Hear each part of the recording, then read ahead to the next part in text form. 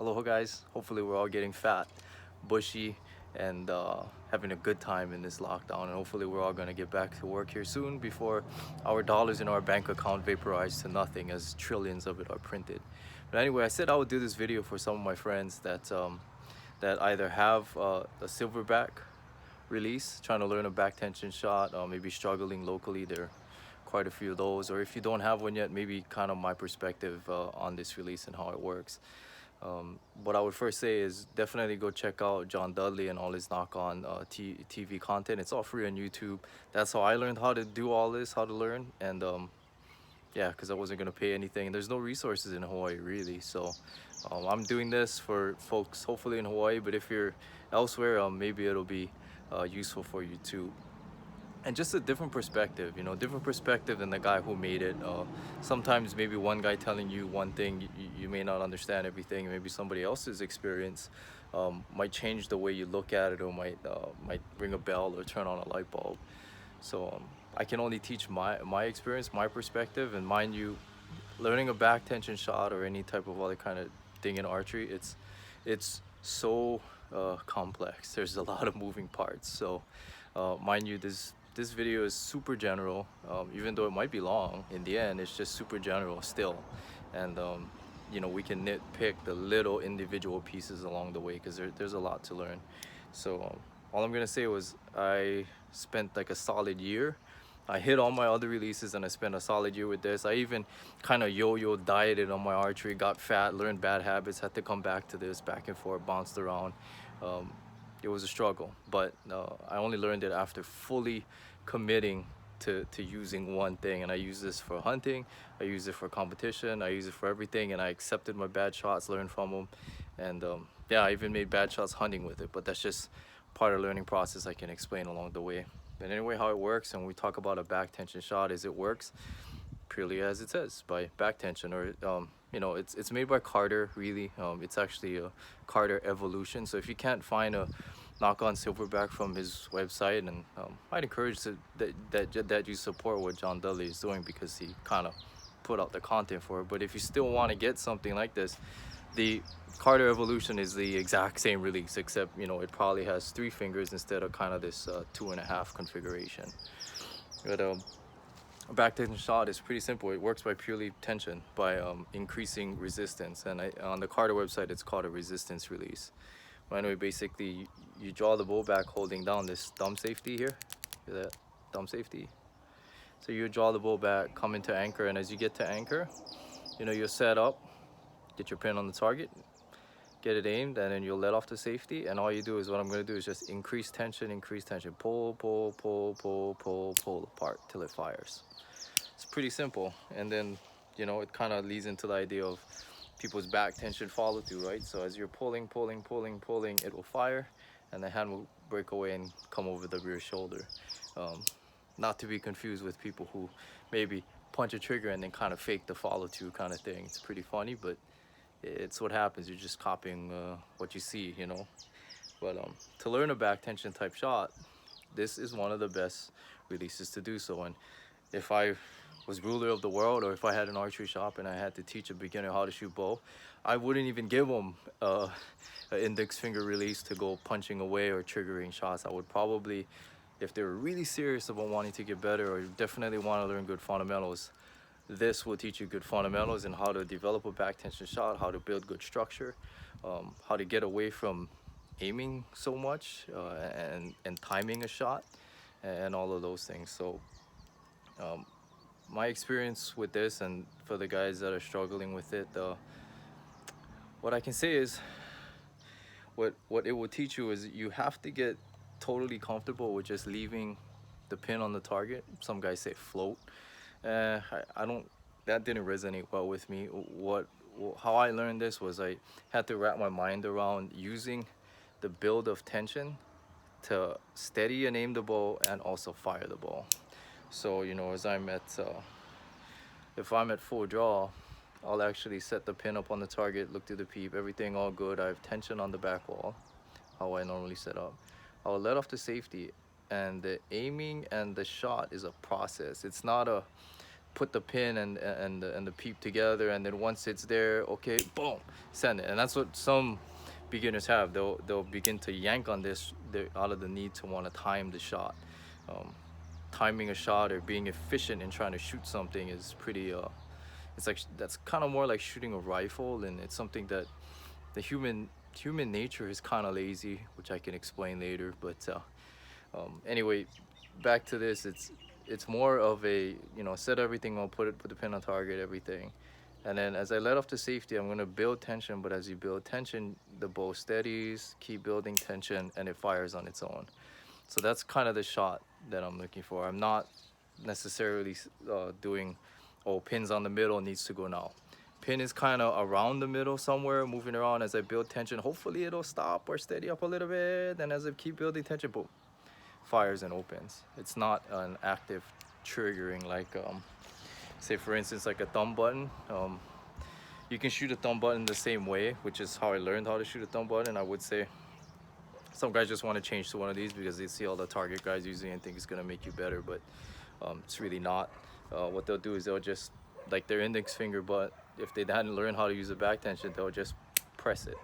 And instead of going from squeezing a finger, you go from squeezing your whole hand, and your shot gets a little worse. So one of the things I want to talk about why their back tension is maybe a little more important, because it tends to avoid one of a common problem with a lot of beginning archers, or even guys who are proficient too. And this is the problem. Is I made a little chart here to explain it. This is a jaw force curve. So if you think this is your jaw length in inches, this is the jaw weight. As you draw the bow, the curve goes up to maybe peaking at 70 pounds. It comes down. You center in the valley, the let off of the cam. So in my case, it's about 14 pounds let off. And I'll actually anchor with a little more weight. So as it lets off, I'll pull back a little more and anchor. Maybe a half pound, 1 pound more. So say that's 15 pounds in my case. And I actually checked this on my Silverback. My Silverback fires at 16.5 pounds. So it fires at maybe 1.5 pounds to 2 pounds over what the anchor weight is. So in this graph, we're firing kind of as we're pulling a little harder on the bow, boom, fires. What is common for people who trigger the shot and have poor structure and aren't mentally mature a shooter enough to handle constant tension as they steady the bow, is they'll tend to fire where it's easy to hold the bow in this anchor point, this low point. And there's a lot of variation that can happen here. You can be, just half a pound less, a pound more. You can even be in a different position on the cam, like your draw length may be just minutely different, but you can't feel it because you're in this low spot. You're not up against the wall that increase after the valley point of the cam. And then they'll shoot in inconsistent position here. And kind of what's a good indicator of that for some people, who are super like proficient at aiming, and they're pretty good with their index finger, and they haven't learned the back tension shot. What's a good indicator is they'll make shots where they swear that their pin and everything was lined up. They'll trigger the shot and the arrows won't go in the middle, and then they'll do it again and again and again, and in fact they'll probably maybe try to aim even harder.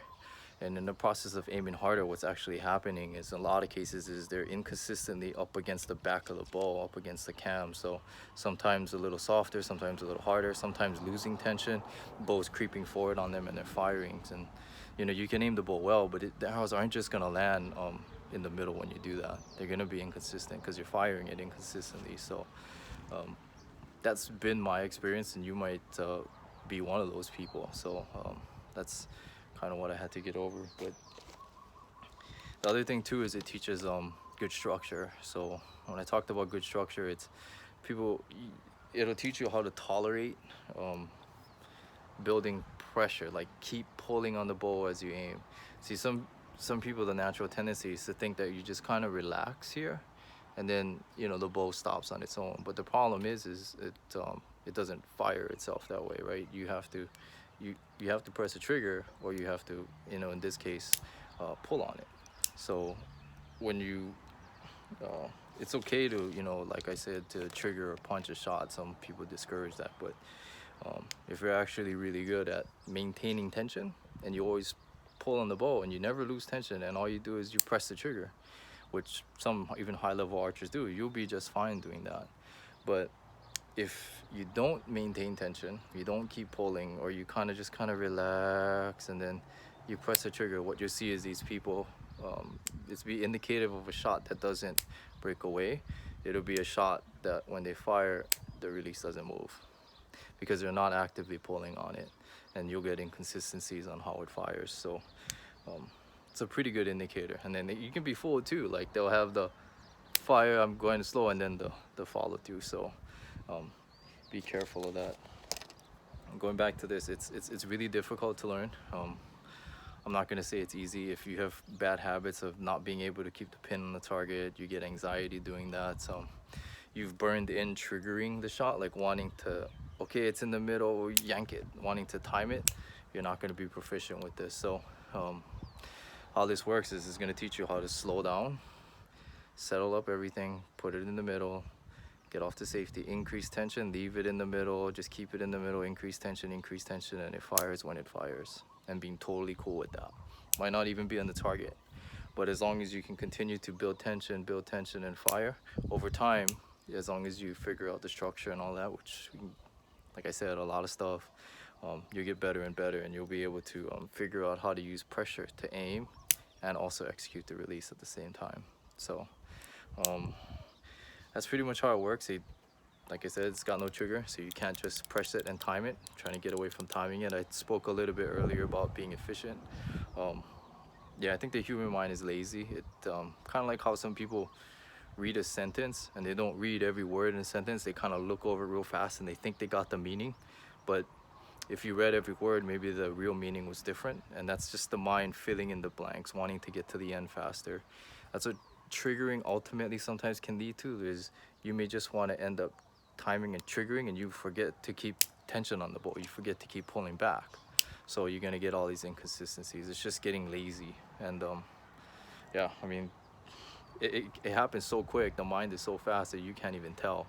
And one of the ways to tell is those people who have those problems, as soon as they pick up this release and they get off to safety and they're aiming and pulling, they're gonna feel that mental like unease, like, oh, it needs to go, it needs to go, it needs to go. Then right there, that's that timing, that's that triggering. Your mind and your body is not cool with just increasing pressure, leaving it there and letting it happen when it happens.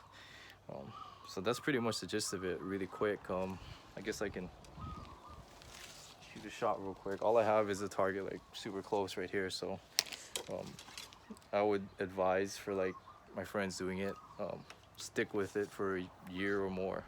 Take away all your other releases. I know it's hard. I've got a friend that just bought a thumb trigger, and I told him, don't touch it yet. You didn't spend enough time with it.